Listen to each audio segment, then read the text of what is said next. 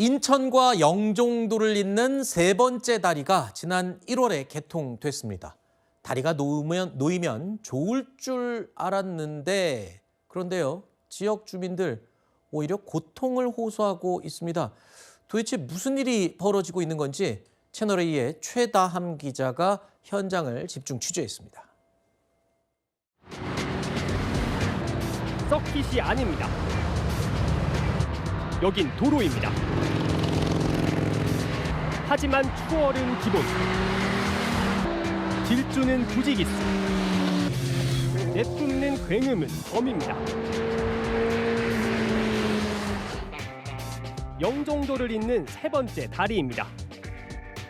오토바이 운행이 유일하게 가능합니다. 그렇게 길이 뚫리자 굉음이 왔습니다. 시도 때도 없이 이렇게 온다. 네, 낮이고 밤이고 그냥 우웅 소리가 아니라 그 왕 하면서 가니까 얼마나 많길래 이럴까요? 30분 동안 여기서 가만히 세어보니 106대가 지나갔습니다. 다리 위는 시속 60km로 속도 제한입니다. 다리를 건너고 마지막 단속 카메라 지나면 질주가 시작됩니다. 딱 그곳에 아파트 단지가 몰렸습니다. 소음 고통에 6월 지방선거만 기다린다는 주민도 있습니다. 저는 창문 옆에서 자는데 창문을 아예 못 열어요. 오죽하면 여기 오토바이를 못 다니게 하시는 분이 시의원이나 구청장이 당선되지 않을까, 저는 그 생각도 했었어요. 주민이 현관문을 열어줬습니다. 직접 듣고 보랍니다. 안에서 잘 들리네요. 오토바이들이 밤낮없이 막 다녀가지고 특히 밤에 더 많이 울리더라고요. 새벽이 너무 시끄러우면 갑자기 깰 때도 있고. 잠깐만 있어도 많이 들리네요. 근데 저희는 심야에 도로가 텅 비면 굉음은 더 피부에 와닿습니다. 한 20초 전에 갔는데 지금 여기서도 들려요. 저 솔직히 비비탄이라도 쏘고 싶더라고요. 지금도 지나가네요. 구청이며 경찰이며 민원이 쏟아집니다. 소음 기준 위반 시 최대 200만 원 과태료 부과됩니다. 88.5, 87.1dB이어야 돼요? 넘겨셔도 되나요? 소음 단속 중 예상치 못한 게 나옵니다. 운전을 얼마나 하세요? 중간에 멈추시면은 측정이 안 되는 겁니다. 네, 됐습니다. 명상 면허 정지 취소에 해당되세요. 지킬 것 지켜가며 달리는 라이더들에게도 이 상황은 답답하답니다. 저희도 좀 안 좋게 시끄럽게 다니거나 그런 분들 되게 싫어하거든요. 이게 남상 같은 경우에는 뭐 몇 시 이후에는 몇 데시벨 이상은 통행 금지 이런 게 있긴 하거든요. 뭐 그런 규제를 하지 않는 이상 당연히 라이더들은 많이 오고 싶어 하지 않을까. 구청은 추가 단속 카메라를 설치해 소음 피해를 막아보겠다는 입장입니다. 봄에는 바이커들의 성지가 될 거다 이런 얘기도 있더라고요. 그래서 봄에 더 많이 찾아올 것 같다는 두렵다는 사람. 현장 카메라 최다함입니다. 자, 이 내용 취재한 최다함 기자가 스튜디오에 나와 있습니다. 최 기자, 소음 정도가 어느 정도였습니까? 직접 느껴보니까. 네, 제가 며칠 취재를 한 게 전부 다인데요. 직접 가니까 실생활하는 영종도 주민 입장에서는 소음 피해가 매우 크다, 이렇게 볼 수 있을 것 같았습니다. 네. 오토바이 소음이 가장 큰 그런 도로에서 20m 떨어진 곳에 아파트가 있는데요. 제가 가서 아파트 주민들에게 물어봤습니다. 얼마나 큰지요? 근데 10명 정도를 물어봤는데 전원이 소음 피해를 이제 얘기를 하고 있었습니다. 어허. 이런 분도 있었는데요. 네. 이제 아이를 키우는데 아하. 아이를 겨우겨우 재웠는데 오토바이가 슝 하고 지나가가지고 그만 깨버렸다, 이런 얘기도 있었고요. 네. 어떤 분 같은 경우에는 새벽까지도 오토바이 소음으로 잠을 이루지 못한다, 이런 얘기도 했었습니다. 아이를 키우는 집은 더더욱 저 피해가 심각할 것 같은데 일부 라이더들은 또 일부러 소리를 크게 하려고 소음기를 떼고 타는 사람들도 있다고요? 네, 맞습니다. 소음기가 이제 소음을 유발하는 거를 좀 적게 만드는 그런 장치잖아요. 그런데 제가 현장에서 취재를 할 때 이 소음기를 떼고 장착하지 않는 라이더를 볼 수 있었습니다. 제가 왜 떼지 않았느냐 물었는데 귀찮아서라고 얘기를 했습니다. 탈부착이 가능한 장치인데 집에 두고 왔다. 이런 얘기를 했습니다. 네. 이는 법적으로 처벌을 받을 수가 있습니다. 아하. 최대 과태료 100만 원 처분을 받을 수 있는 상황입니다. 네. 그런데 이게 모든 라이더가 그렇다는 건 아닙니다. 하지만 네. 일부 라이더의 일탈로 주민들이 피해를 보는 건 사실인 것으로 보입니다. 네.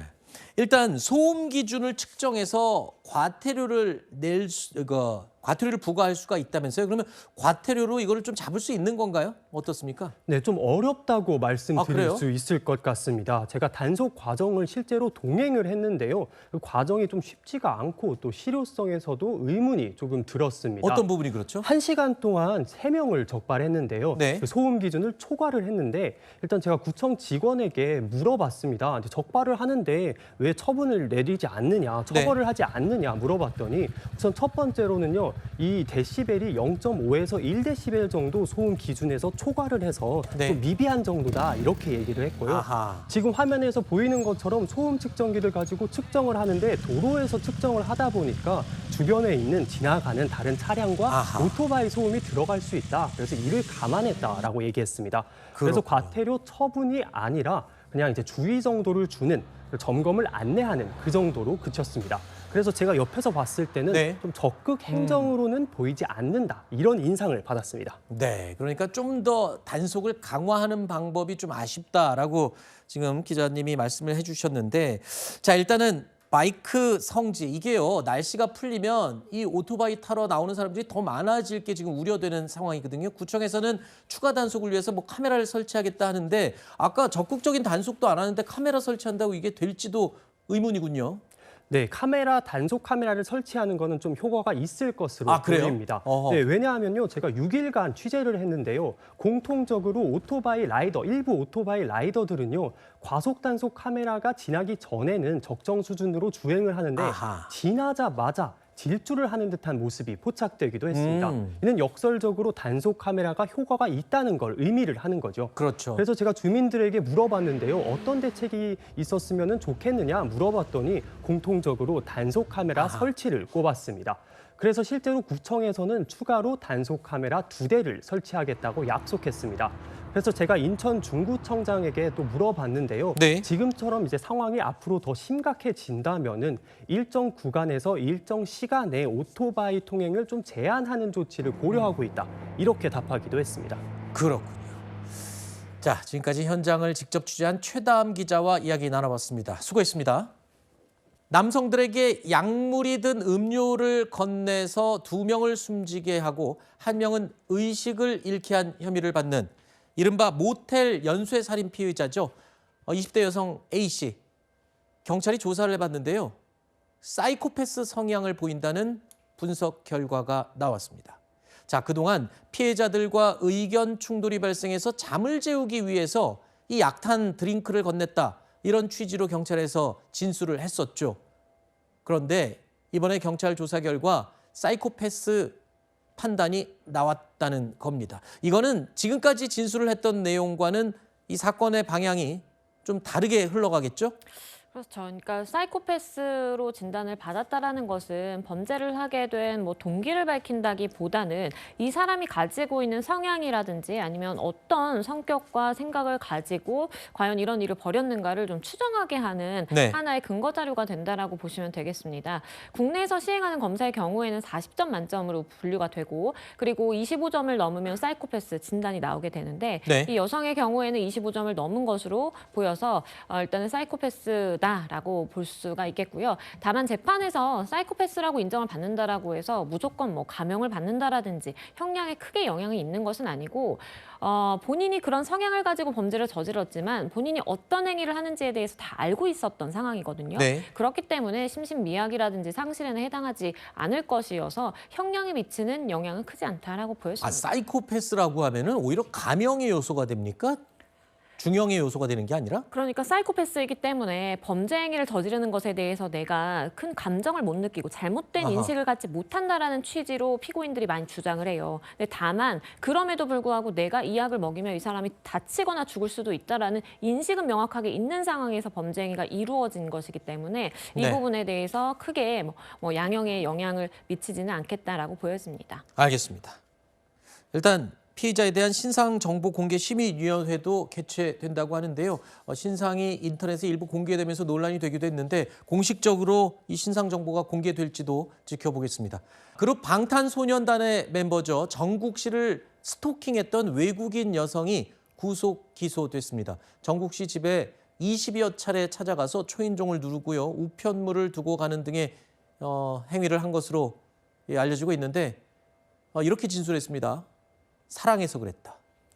구속을 할 수밖에 없었던 것으로 보여요. 그래요? 왜냐하면 또다시 찾아가서 그러니까 본인의 범죄 행위에 대해서 잘못됐다라는 걸 인지하지 못하고 내가 사랑해서 그런 행위를 했다라고 진술을 하는 것은 아마 풀어졌으면 바로 그 길로 달려가서 또 집에 들어가려고 했을 것이기 때문에 어쩔 수 없이 이제 구속을 할 수밖에 없었다라는 생각이 들고요. 그 이전에 긴급 응급 조치도 취해졌었고 그 이후에도 그럼에도 불구하고 또 찾아가서 현행범으로 체포까지 됐거든요.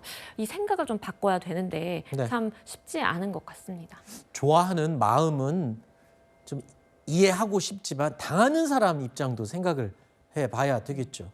엄연히 범죄입니다. 스토킹은.